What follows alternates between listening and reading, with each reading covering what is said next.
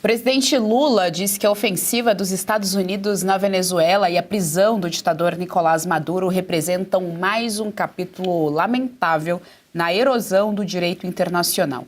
Em um artigo publicado neste domingo no New York Times, Lula criticou o uso recorrente da força por grandes potências e disse que a prática enfraquece a ONU e o sistema multilateral.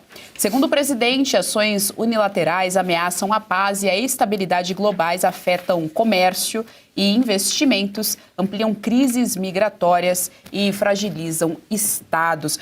Maurício, volta para mim só esse último pedacinho para eu passar aqui a palavra ao Marcília, porque é interessante que somente agora que teve finalmente algum tipo de intervenção ali na Venezuela, é que o Lula viu que não há uma estabilidade, ele fala que não há essa estabilidade, que afeta a estabilidade, afeta o comércio, o investimento e cria crises migratórias. Então, quer dizer, ele está se referindo isso à ação do presidente dos Estados Unidos. Então, de acordo com o Lula, na Venezuela havia, portanto, uma estabilidade econômica, uma estabilidade comercial, enfim, não havia também o processo de migração, então não explica o projeto Acolhida, né, que já existia muito antes dessa questão da captura do Maduro, Marcília.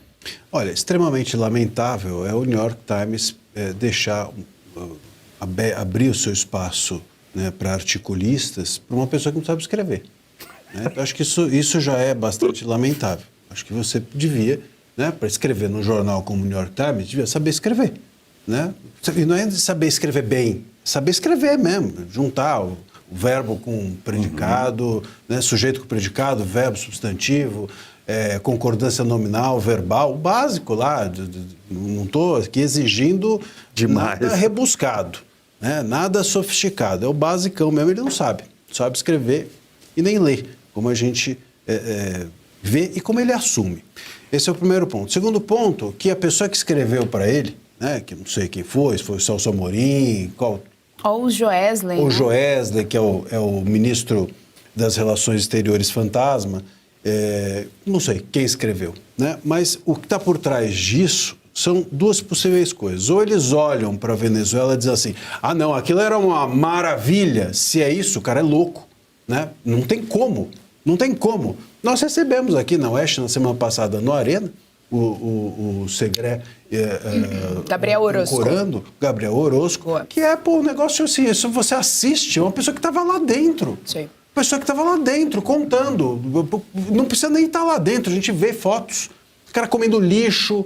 E como é que você olha e fala, não, tá tudo funcionando muito bem. Então, se o cara acha que a Venezuela era uma maravilha, é louco, completamente louco. Aliás, o próprio Segré, no artigo, ele contava outro dia que antes do chavismo, né, os venezuelanos eram os maiores consumidores de uísque do mundo. Quer dizer, isso mostra como existia ali um capitalismo pujante, funcionando. Não era uma maravilha, como não é nada na América Latina, mas existia.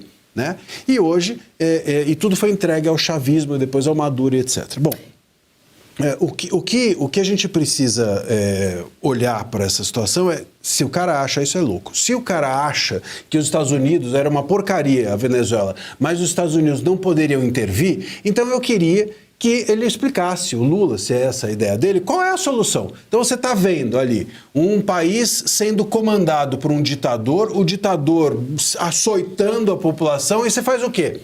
Como é que a própria população vai resolver esse problema? Porque esse é o argumento também. Não, a Venezuela é um problema dos venezuelanos. Bom, mas será que você olha para a Segunda Guerra Mundial e teria coragem de falar que Mussolini é um problema dos italianos? Né? Que o fascismo alemão é um problema dos judeus? Será que esse cara tem coragem de dizer isso? Eu acho que não. Então é óbvio que chega um momento que há necessidade da intervenção internacional, porque o país já não tem mais a tal soberania, porque o país já não tem mais condições, está totalmente rendido às instituições cooptadas, e era o caso da Venezuela. Então o que o Lula faz ou é burrice ou é hipocrisia. E ainda nem é o Lula, porque nem ele escreveu, quer dizer, pior ainda.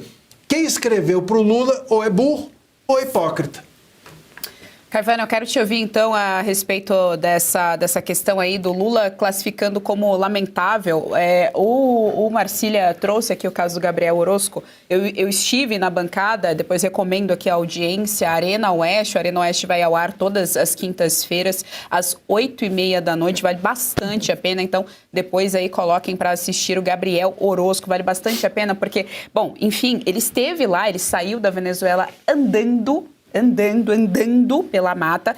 Durante essa caminhada, ele corria o risco de ser abatido pelo regime venezuelano, que eles apontam ali, os militares apontam armas para as pessoas que estão tentando deixar a ditadura da Venezuela.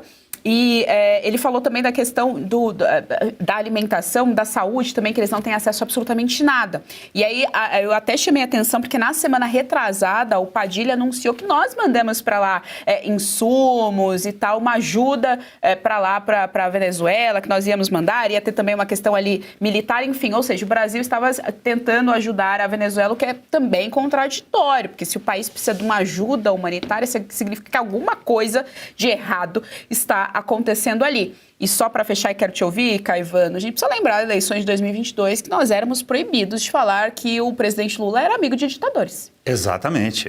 Põe tudo isso num liquidificador e você vai ter um extrato de lulismo, né? É verdade, mas não dá para esperar lógica, como você tinha dito no começo, de uma mente como essa, né? Agora, olha só o que vocês estão dizendo, e eu trouxe em números aqui que eu me lembrei. Até foi o Segré que falou lá no programa no Metrópolis, né? A renda per capita na década de 90 da Venezuela, que era conhecida como Arábia Saudita da América Latina, era de $13 mil. Renda per capita. Quando você pega toda a riqueza do país e divide pelo número de habitantes. Agora, atualmente, é menor que $4 mil. Então é menos de 1/3 do que foi no passado. Só que tem o seguinte, 8 milhões de pessoas deixaram a Venezuela. Então não é só uma diminuição porque as riquezas diminuíram, mas porque também a população que está lá diminuiu. A gente precisa lembrar também, por exemplo, que não existe mais nenhum tipo de pet, não existe gato, não existe cachorro, porque eles já foram consumidos pelos seus próprios donos. Ora, você não tem o que comer, você vai dar de comer, você vai fazer de tudo para dar de comer ao seu filho que está com fome. Então, qualquer lado que a gente olhe, isso aqui é absurdo. Só faltou o Lula dizer que é culpa de Bolsonaro ou do próprio Trump, a exemplo do que o Khamenei disse no Irã. A culpa pelas mortes dos manifestantes no Irã é do Trump. Na realidade, o Maduro ele tem um problema maior ainda, que é o envolvimento com narcotráfico internacional. Viabilidade, franca entrada e saída do tráfico de drogas através da Venezuela, dos portos, coligação, inclusive, mais nevrálgica com essas grandes facções que comercializam drogas no mundo inteiro. Além disso, não existe a menor possibilidade de defesa do Nicolás Maduro. A menor possibilidade. Vamos supor que eu sou dessa linha, de que o Trump ele não salvou a Venezuela nem os venezuelanos. Ele viu uma possibilidade de dominar o território que tem a maior reserva petrolífera do mundo, que é a Venezuela.